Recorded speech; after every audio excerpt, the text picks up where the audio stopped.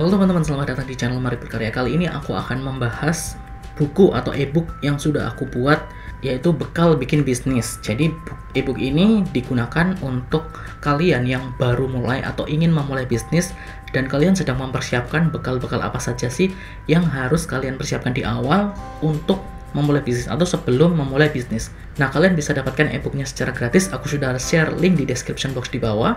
Kalian klik link itu dan dapatkan e-booknya secara gratis. Nah, sekarang aku akan membahas isi dari e-book tersebut, biar kalian lebih paham lagi. Sebelum masuk ke videonya, jangan lupa untuk klik tombol like-nya, kemudian subscribe channel ini, dan nyalakan notifikasinya, kemudian follow aku juga di Instagram di @msaifulumam, oke? Thank you. Di awal ini ya aku sekedar menjelaskan atau memperkenalkan aku bahwa aku itu adalah M. Saiful Umam, kreator dari Bekal Bikin Bisnis. Seperti itu. Kemudian scroll lagi ke bawah. Sebelum memulainya, aku sudah siapkan pertanyaan awal bagi kalian, yaitu, pernahkah kamu promosi gencar banget tapi tidak ada yang beli? Jadi kamu sudah melakukan promosi di berbagai macam, di sosial media, di marketplace, di website, di Google, di YouTube, dan sebagainya, tapi tidak ada satupun yang beli, atau yang beli itu hanya satu atau dua, tidak banyak. Padahal effort yang kalian keluarkan dan dana yang kalian keluarkan atau biaya yang kalian keluarkan itu sangat banyak, tapi kalian tidak mendapatkan hasil. Nah, berarti kamu butuh bekal bikin bisnis. Atau apakah kamu ingin punya bisnis yang memiliki brand besar dan pelanggan yang loyal? Jadi brand besar seperti KFC, Starbucks, oh ini kurang kaya, Starbucks, Baba Raffi, dan sebagainya. Kalau iya, kamu butuh bekal bikin bisnis. Nah, kenapa harus punya brand besar dan punya pelanggan yang loyal? Apakah kamu akan selamanya nyari pelanggan baru terus? Jadi kalau misalnya kamu punya satu produk, apakah kamu itu adalah tipe orang yang suka untuk nyari pelanggan, terus nyari promosi, nyari orang baru, nyari pembeli baru terus menerus? Apakah kamu nggak ingin pelanggan loyal, pelanggan yang secara sukarela atau secara senang datang ke kamu atau ke tempat kamu untuk membeli sesuatu dari kamu, bukan kamu yang mencari-cari mereka, bukan kamu yang menjelaskan ke mereka penawarannya seperti apa, tapi mereka lah yang akan mencari tahu apakah kamu ada promo, apakah kamu ada produk baru. That's a pelanggan yang loyal. Apakah kalian nggak ingin punya seperti itu? Aku yakin semua dari kalian pasti ingin. Nah, karena itu kalian butuh bekal. Nah, bekalnya apa saja? Sebenarnya aku bagi bekal ini jadi 3. Ada bekal awal, ada bekal menengah atau bekal medium, dan ada bekal lanjutan atau bekal untuk tumbuh. Nah, bekal awal ini itu harus kalian persiapkan sebelum mulai bisnis. Sebelum kalian menjalankan bisnis, kalian paling tidak menyiapkan 4 bekal. Yang pertama adalah brand. Brand ini kamu jelas butuh brand yang kuat, butuh brand yang clear atau jelas, dan butuh brand yang unik. Jadi brand ini itu dibutuhkan agar calon customer itu bisa mengenali usaha kamu dengan lebih baik. Oke, jadi semakin kuat brand kamu, itu customer akan semakin tahu, oh ternyata brand kamu itu seperti ini. Ibaratnya kayak manusia, kalau misalnya manusia itu punya karakter, punya keunikan, maka kita itu bisa saling mengenal dengan lebih baik. Itu yang nomor 1, brand. Kemudian bekal yang nomor 2 adalah target market. Jangan bilang produkmu itu dijual ke semua orang, tapi kamu harus butuh target market yang jelas. Siapa saja, usianya berapa, gendernya apa, lokasinya di mana, status ekonominya seperti apa, hobinya apa, dan sebagainya. Kamu harus fokus mengejar target market itu, bukan semua orang. Oke? Kemudian bekal yang nomor 3 adalah produk. Kamu perlu mempersiapkan produk atau jasa apa yang ingin kamu jual atau ingin kamu tawarkan ke target market tadi. Jadi kamu harus punya atau memastikan kualitas produknya itu baik. At least kamu punya QC, quality control, biar produk kamu itu baik. Dan kamu juga harus menyiapkan ketersediaan produk. Jadi jangan sampai produk kamu itu kalau misalkan ada yang beli, stoknya habis. Kecuali kalau kamu punya produk yang premium atau produk yang khusus dibuat stoknya berapa, katakanlah kayak gitu. Kemudian yang nomor 4 adalah pelayanan. Nah, bagaimana cara kamu melayani pelanggan? Bagaimana cara kamu untuk memberikan informasi ke pelanggan? Bagaimana cara kamu untuk menghandle komplain dari pelanggan?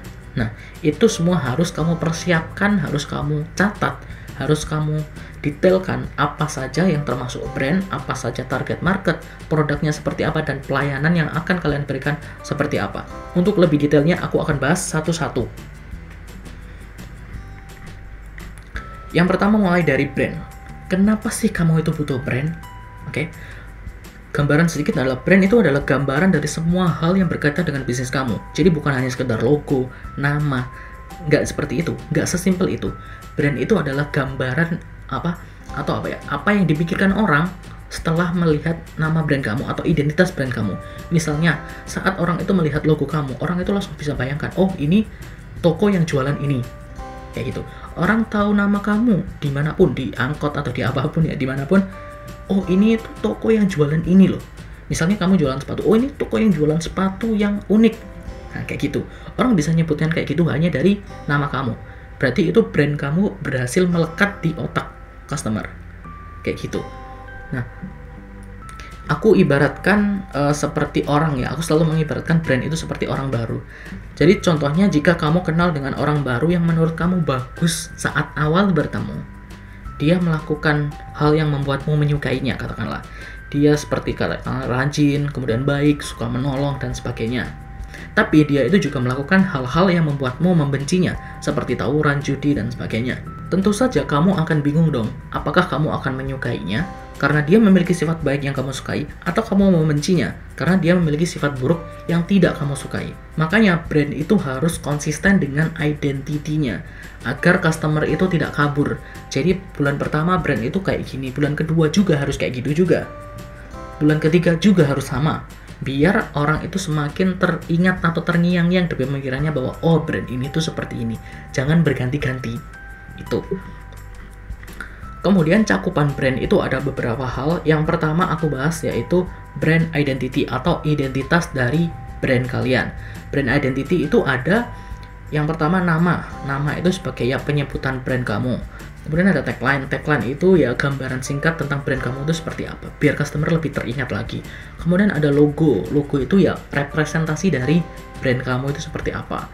Kemudian warna. Nah, warna ini aku sarankan pilih 2-3 warna. Jangan lebih, karena ya warna ini itu merepresentasikan kalau misalnya kamu itu jualan atau produk kamu itu lebih banyak pedas atau makanan pedas, maka warna kamu paling tidak adalah merah sama hitam. Oke, kalau misalnya produk kamu itu katakanlah produk yang green, produk yang sehat, maka aku sarankan warna kamu itu adalah hijau atau coklat, kayak gitu. Jadi itu sangat mempengaruhi persepsi orang tentang brand kamu, warna ini. Jadi kalian harus pilih baik-baik. Kemudian gaya tulisan atau bahasa. Jadi kalau misalnya kamu itu punya brand yang istilahnya itu cowok banget, maka font kamu besar. Kemudian gaya bahasa kamu yang bro, yang chill banget gitu, yang cool kayak gitu. Kalau kamu targetnya cewek, ya font kamu mungkin yang agak kecil. Terus kemudian bahasa kamu juga bahasa yang cewek banget kayak gitu. Jadi itu perhatikan gaya bahasa dan tulisan, itu adalah identitas, dan itu nggak boleh ganti-ganti. Jangan terlalu sering ganti.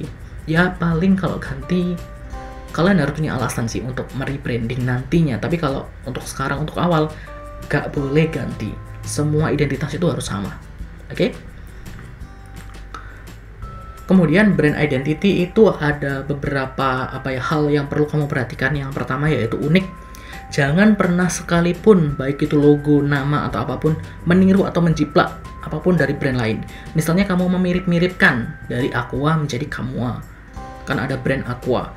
Kamu mirip-miripkan atau plesetkan jadi Kamua gitu. Karena apa? Karena persepsi orang terhadap salah satu brand yang kamu tiru, itu brand besar katakanlah, itu sudah melekat di pemikirannya. Dan mereka akan susah membedakan antara brand yang sudah besar itu dengan brand kamu. Makanya itu harus kamu pisahkan baik-baik. Jangan berpikiran bahwa oh kalau misalnya aku mencantumkan atau menyerempet brand-brand yang terkenal, otomatis aku akan lebih mudah terkenal. Enggak kayak gitu. Iya lebih mudah dikenal, iya lebih mudah naik, iya. Tapi kamu nggak akan bisa lepas dari brand itu, brand Aqua itu. Jadi orang akan tetap mempersepsikan bahwa kamu itu adalah brand yang ini, yang besar ini gitu loh. Jadi itu nggak bisa terpisah, akan susah untuk terpisahnya. Oke, itu tolong perhatikan baik-baik. Makanya kamu harus pilih brand yang unik. Justru yang unik, yang berbeda itu justru akan dilirik oleh orang karena ya itu berbeda. Orang sekarang itu mudah bosan dan suka dengan sesuatu yang berbeda. Kemudian kamu juga harus pilih nama atau identitas ya, semuanya yang mudah diingat. Namanya juga harus mudah dibaca dan diingat. Kemudian logonya juga nggak terlalu sulit, tagline-nya juga nggak terlalu panjang. Kemudian gaya bahasanya itu juga juga gampang diingat gitu, nempel banget kayak gitu. Kemudian fleksibel. Nah, usahakan ini fleksibel. Kalau misalnya kamu katakanlah jualan produk yang sejenis, katakanlah misalnya kamu sekarang jualan keripik tempe, nantinya kamu akan jualan keripik pisang, katakanlah kayak gitu. Tapi itu kan sama-sama keripik. Jadi nama kamu juga jangan identitasnya jadi keripik tempe, jangan kayak gitu. Atau identitasnya jadi keripik pisang, jangan kayak gitu. Lebih baik global atau fleksibel, keripik gitu saja. Ya termasuk nama, logo dan sebagainya. Kayak gitu. Kemudian selaras. Selaras ini punya kesinambungan dengan semua identity dari brand kalian atau aktivitas dari brand kalian atau produk kalian. Jadi semua komponennya itu searah. Jangan sampai kalau misalnya namanya itu sudah keren banget, tapi ternyata warnanya itu nggak mencerminkan namanya itu. Katakanlah logonya itu, kalian jualan makanan pedas, logonya itu udah berapi-api, sudah pedas banget, tapi warnanya kalian gunakan warna-warna cerah seperti putih, kuning, dan sebagainya, kan nggak match itu. Jadi pastikan brand kalian itu harus selaras.